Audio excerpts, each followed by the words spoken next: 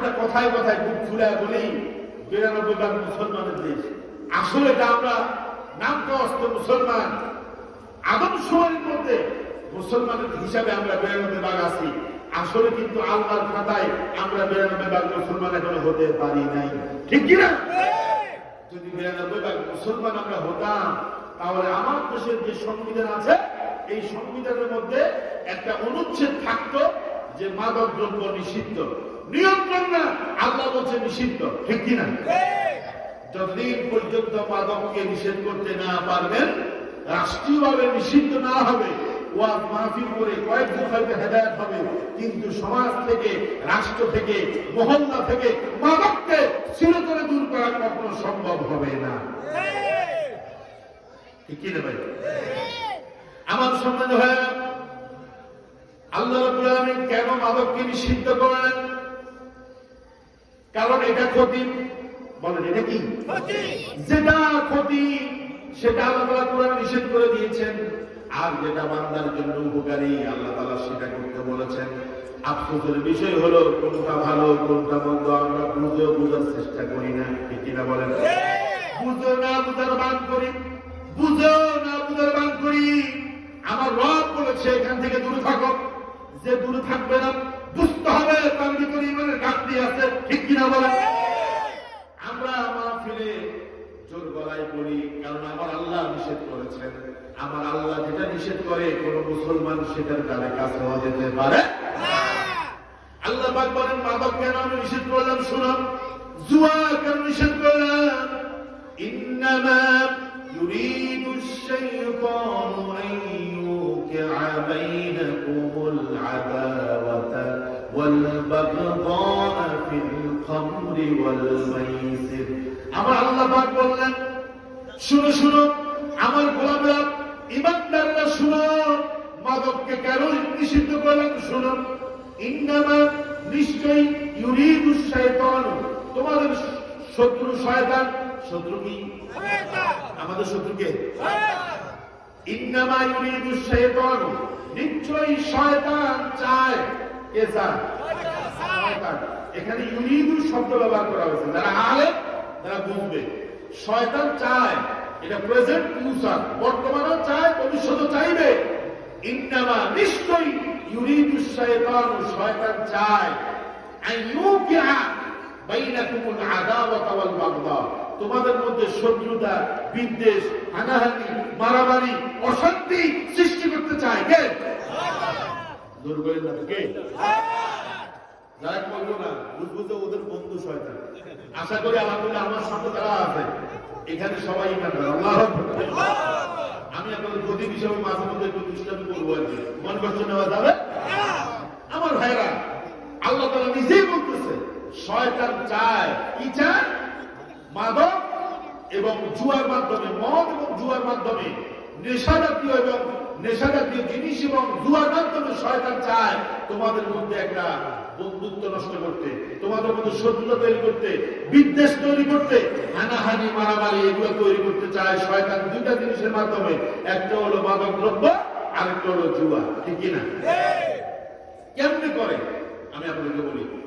ধরেন একজন মাদক সেবন করছে, করে মাতাল হয়ে গেছে, হ্যাঁ মাতাল হয়ে মাথা খারাপ হয়ে গেছে, একজনের মাথার মধ্যে বাড়ি মারছে, কথা বলে না।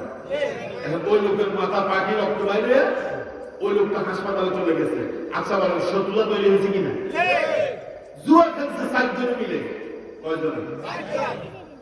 2 জন পাইছে, 2 জন পায় নাই, অথবা 3 জন পাইছে 1 জন পায় নাই, অথবা 3 জন পায় নাই 1 জন পাইছে, ঠিক কিনা?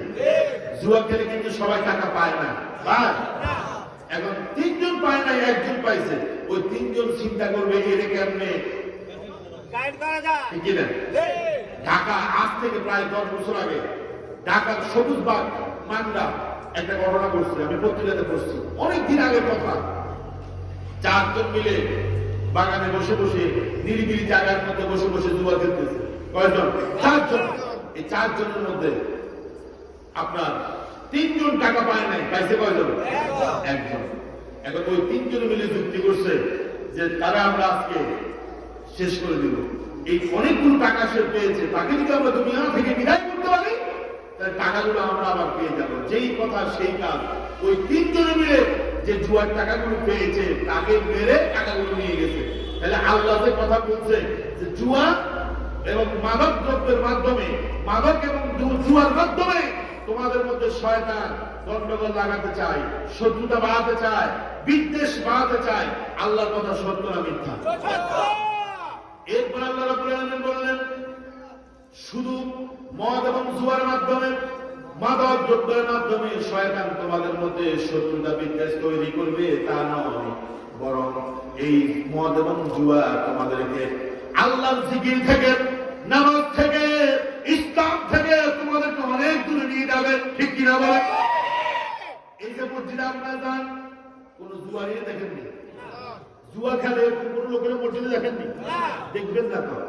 এরা মুনাজাত করে, মুনাজাত, কিন্তু এদের মুনাজাতের মধ্যে সওয়াব নাই। ঠিক কি না? এরাও মুনাজাত করে, এরা মুনাজাত করে না? এই মুনাজাতে কোনো সওয়াব আছে না। আফসোস, এখন তো বসে বসে জুয়া খেলা লাগে না, ক্যারাম বোর্ড খেলা লাগে না, তাস খেলা লাগে না। মোবাইলের মধ্যে ইন্টারনেটের মাধ্যমে একটা অ্যাপস বের হয়েছে, এই অ্যাপস এর মাধ্যমে জুয়া খেলে। ঠিক কিনা বলে? আগে তো পুরো বিরাট জুয়া খেলতো। আপনি অবাক হয়ে যাবেন, স্কুল কলেজ পড়ুয়া স্টুডেন্টরা মোবাইল অ্যাপস এর মাধ্যমে জুয়া খেলতেছে প্রতিনিয়ত। আপনি দেখবেন যে প্রত্যেকটা স্টুডেন্টের ব্যাগের ভিতরে এখন ট্যাব আছে, মোবাইল আছে, আসক্তি হয়ে গেছে। ফ্রি ফায়ার, পাবজি গেম খেলে, তারপর লুডু খেলে মোবাইলের মধ্যে। সব এখন এই মোবাইলের মধ্যে ঢুকাইছে। ঠিকই না? নাউযুবিল্লাহ। আল্লাহ রাব্বুল আলামিন বললেন ইন্নামা ইউরিদুশ শাইতান, ইন্নামা ইউরিদুশ শাইতানু আন ইউকিআ বাইনাকুমুল আদাওয়াতা ওয়াল বাগদা ফিল খামরি ওয়াল মাইসির। শয়তান মদ এবং জুয়ার মাধ্যমে তোমাদের মধ্যে শত্রুতা বিদ্বেষ তৈরি করে। ওয়ায়াসুদ্দাকুম আন যিকরিল্লাহ,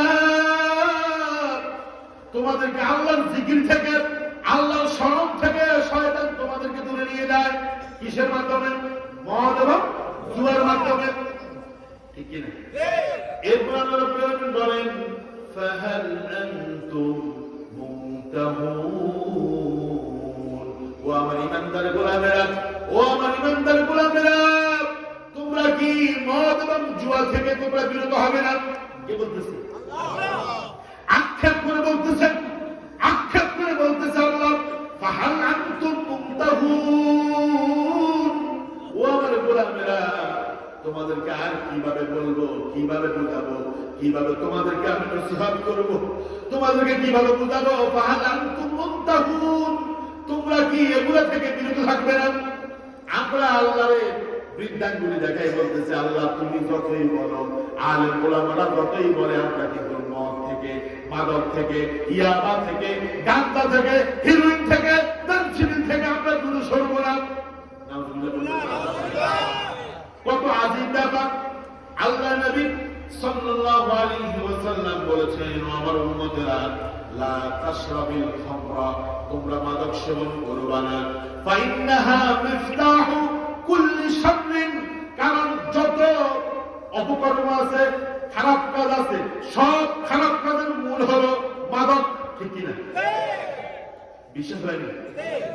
একটা ছাত্র সে যদি মাদকের সাথে যুক্ত হয়ে যায়, যে কোনো ভাবে নিশার জগতে চলে যায়, তার শিক্ষা জীবন শেষ। ঠিক কি না? জোর মান্না কেন শেষ না? আপনারা বিশ্বাস করবেন না, দেখেন না তো ঢাকা ইউনিভার্সিটি যান আপনি, দেখবেন যে শিক্ষকের সামনে ছাত্র মাদক সেবন করতেছে, শিক্ষক কিছু বলার নাই, কথা বলেন না। ছাত্রী, ছাত্র বাদ দেন, ছাত্রী আমি নিজে দেখছি, টিএসসিতে দেখছি, ছাত্রীরা সিগারেট হাতে নিয়ে হাঁটতেছে। ইন্নালিল্লাহ বলবেন না? কোথায় আছেন আপনি? কোন অবস্থানের বাচ্চা এটা করতেছেন আমাদের মুসলমানের সন্তান। ছেলেরা সিগারেট খাচ্ছে, মেয়েরা গাঁজা খাচ্ছে, ছেলেরা গাঁজা খাচ্ছে, ইয়াবা সেবন করতেছে, অথচ নিজেকে মুসলমান দাবি করতেছে। আল্লাহ আফসোস করে বলতেছে ফাহাল আনতুম মুনতাহুন, এই খারাপ কাজ থেকে, শয়তানি কাজ থেকে তোমরা কি ফিরে যদি রাষ্ট্রীয়ভাবে ইসলামী শাসন হতো, রাষ্ট্রীয়ভাবে যদি ঘোষণা দেওয়া হতো যে কোনো মাদক দ্রব্য চলবে না, মাদক পাইলেই 80 ব্যাগ দেওয়া হবে। কত ব্যাগ? মাদকের শাস্তি কত ব্যাগ? 80 ব্যাগ। আপনি বলেন যদি সরকার আইন জারি করত যে এই 13 ইউনিয়নে যে মাদক সেবন করবে তাকে জুমার দিন সবার সামনে 80 ব্যাগ দেওয়া হবে এবং একটাও কম দেওয়া হবে না, এরকম যদি প্রকাশ্যে জনগণের সামনে যদি মাদক সেবীদেরকে 80টা ব্যাগ দেওয়া হতো, বলেন তো দেখি পরের দিন আর কেউ কি মাদক সেবন করতো? মাদকের নামে বলে যাইতো, ঠিক কিনা বলেন?